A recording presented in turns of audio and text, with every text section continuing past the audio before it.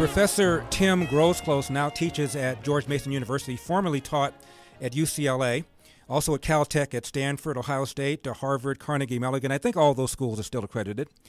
He wrote a book called Left Turn, how liberal media bias distorts the American mind. And as I mentioned, I was at a house party at Professor Groseclose's house right before the 2012 election, and all of us were optimistic about Mitt Romney's chances of taking the presidency, all except one person, and that was Professor Groseclose, who said, I've just done the calculation. I just don't see it, guys. Professor, thank you very much for coming on. I appreciate it. Larry, great to be here.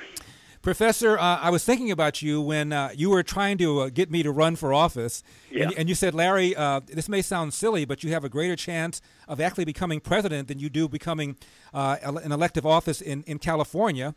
And I thought you were, I don't want to say moderately insane, but I think I'm almost completely insane.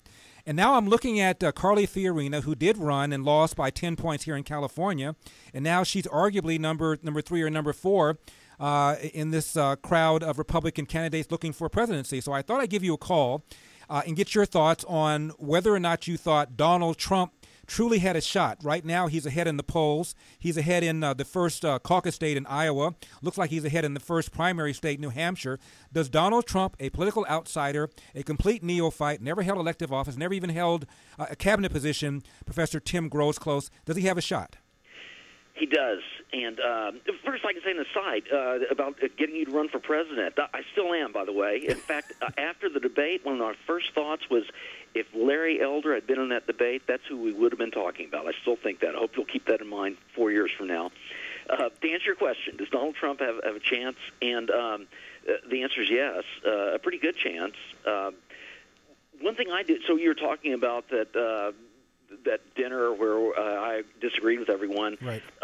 You weren't quite right. You said I ran the numbers. Actually, all I did, here's the secret to if you want to act like a social scientist, you just look at the betting markets. If you want to try to predict the future, I mean, we conservatives kind of understand that markets are good for efficiency and producing the goods. Right. They're also the best thing if you want to try to predict the future. And so almost daily, I consult the betting markets on the presidential election. I can tell you right now, Donald Trump, his current odds are about 14-1. He's about, of all the candidates, Republican and Democrat, he's about 5th place among those. Hillary is the one who's most likely. They give her odds something like 45% chance of being the next president.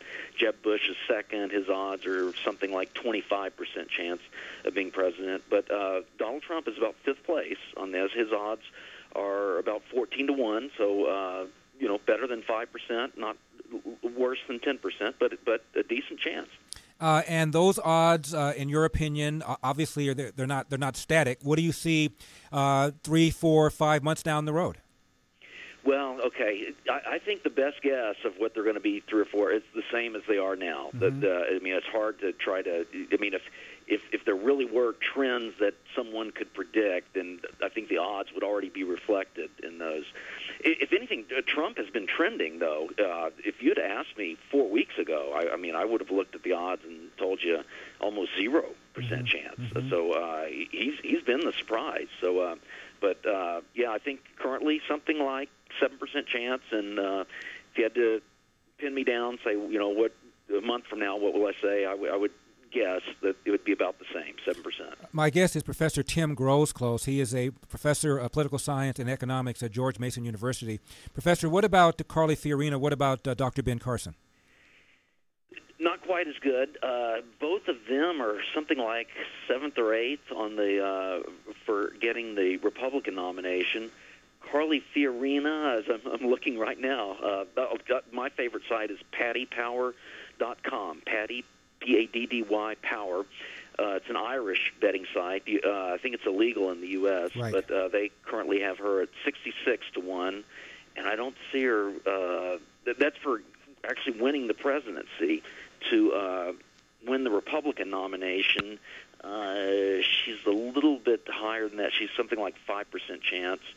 For winning the Republican nomination, Ben Carson's about a 6% chance. Both of them are somewhere about 8th or 9th on the list. Well, actually, I can be more specific. Carson is in a 4-way tie for 5th, and Fiorina's ninth on this list. And Professor, when the dust settles, come November, the two people squaring off against each other will be who?